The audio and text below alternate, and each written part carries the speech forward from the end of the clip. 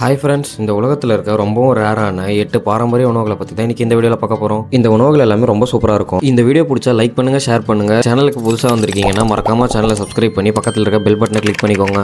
நம்ம முதல்ல பார்க்க போகிறது ஸ்கார்பியன் ஃபிஷ். நியூயார்க்கில் இருக்க ஃபைன் அண்ட் ரேருங்கிற இந்த ரெஸ்டாரண்ட்டில் ரொம்பவும் பாய்சனான இந்த ஸ்கார்பியன் ஃபிஷ்ஷையே சமைச்சு வைக்கிறாங்க. இந்த மீனோட முள்ளில் ரொம்பவும் அதிகமான பாய்சன் இருக்கிறதுனால எந்த ஹோட்டல்லையுமே இதை வைக்க மாட்டாங்க.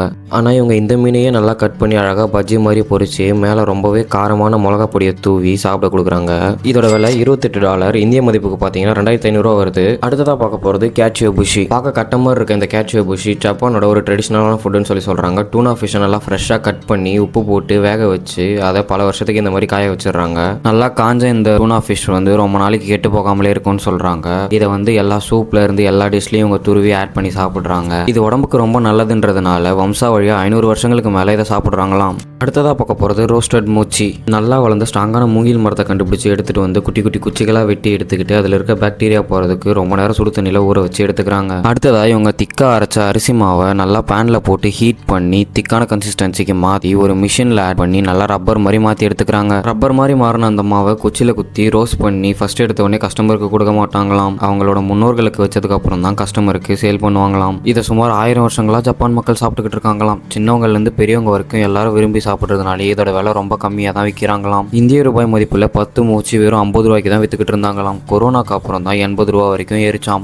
அடுத்ததாக பார்க்க போகிறது கிம்ச்சி. இது சவுத் கொரியாவோட பாரம்பரிய உணவாக இருக்கிறதுனாலேயே சவுத் கொரியா மக்கள் இதை ரொம்பவும் விரும்பி சாப்பிட்றாங்களாம். முட்டைக்கோசை கட் பண்ணி அதில் உப்பு போட்டு அவிச்சு திக்கான மசாலாவை தடவி இந்த மாதிரி பெரிய பெரிய பானைகளில் போட்டு 6 மாதத்துக்கு அப்படியே வெயிலில் வச்சிருவாங்களாம். 6 மாதம் கழிச்சு இந்த பானையை ஓப்பன் பண்ணி அந்த கிம்ச்சி எடுத்து சாப்பிட்டா செம்ம டேஸ்ட்டாக இருக்குமா. சவுத் கொரியா மக்கள் இது ரொம்பவே விரும்பி சாப்பிட்றதுனால இப்போ இதெல்லாம் ஃபேக்ட்ரியில் வச்சு செய்ய ஆரம்பிச்சிட்டாங்களாம். ஆனாலும் சவுத் கொரியா மக்கள் இந்த ட்ரெடிஷ்னல் முறையில் செய்கிற கிம்ச்சியவே ரொம்ப விரும்பி சாப்பிட்றாங்க. அடுத்ததாக பார்க்க போகிறது கங்காரு மீட். கங்காருன்னு சொன்னாலே நம்ம எல்லாருக்கும் ஆஸ்திரேலியா தான் ஞாபகத்துக்கு வரும். மற்ற கண்ட்ரிலெல்லாம் நேஷனல் அனிமலை ஹண்ட் பண்ண மாட்டாங்க. ஆனால் ஆஸ்திரேலியாவில் மட்டும் ஹண்ட் பண்ணி மற்ற கண்ட்ரிஸ்க்கு எக்ஸ்போர்ட் பண்ணுறாங்களாம். இப்போ கங்காருவோட எண்ணிக்கை குறைஞ்சதுனால ஆஸ்திரேலியா மக்கள் ரொம்ப விரும்பி கங்காருவை சாப்பிட்றது இல்லையாம். அடுத்ததாக பார்க்க போகிறது மேட்ஸு. பார்க்க ரொட்டி மாதிரி இருக்கிற மேட்ஸு உக்ரைன் நாட்டோட பாரம்பரிய உணவாக இருக்கு. நம்ம இங்கே ரொட்டி சப்பாத்திலாம் சாப்பிட்ற மாதிரி உக்ரைனிய மக்கள் பல வருஷமா இந்த மேட்ஸுவை சாப்பிட்றாங்களாம். கோதுமை மாவை நல்லா அரைச்சு அதை மிக்ஸ் பண்ணி ரொட்டி மாதிரி ஷேப்புக்கு செஞ்சு அதை நெருப்புல சுட்டு சாப்பிட்டுக்கிட்டு இருக்காங்க. இதை தான் உக்ரைனிய மக்கள் பல வருஷமா அவங்களோட காலை உணவாகவே சாப்பிட்றாங்க. முதல்லலாம் வீட்டில் மட்டும் செஞ்சு சாப்பிட்டுக்கிட்டு இருந்த மேட்ஸோ இப்போ பெரிய பெரிய ஃபேக்டரிகளில் செஞ்சு பல நாடுகளுக்கு ஏற்றுமதி செய்யப்படுதாம்.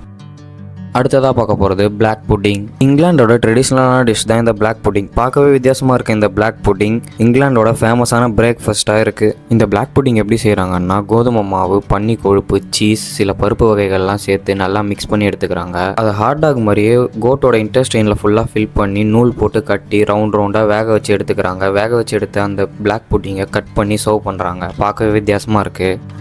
அடுத்ததாக பார்க்க போகிறது கின்னி பிக். பார்க்கவே ரொம்ப அழகாக இருக்குது இந்த கின்னி பிக்கை. நம்மளாம் வீட்டில் பெட்டாக கூட வளர்த்துட்ருப்போம். ஆனால் இட்டாலியில் இதை ட்ரெடிஷ்னல் ஃபுட்டாக சமைச்சு சாப்பிட்றாங்க. சமைச்சு சாப்பிட்றதுக்காகவே தனியாக ஃபார்ம் வச்சு இந்த கின்னி பிக்ஸை வளர்க்குறாங்க. இது 5 வாரத்தில் ஃபுல்லாக வளர்ந்துருமா. அங்கேருந்து நம்ம கேட்குற கின்னி பிக்கை பிடிச்சி நம்மளுக்கு ஃப்ரெஷ்ஷாக சமைச்சு தராங்க. இந்த வீடியோ பிடிச்சிருந்துச்சுன்னா மறக்காமல் லைக் பண்ணிக்கோங்க. இன்னும் நிறைய தெரிஞ்சுக்க நம்ம சேனலை சப்ஸ்கிரைப் பண்ணி சப்போர்ட் பண்ணுங்கள். அடுத்த வீடியோவில் பார்க்கலாம். Bye guys.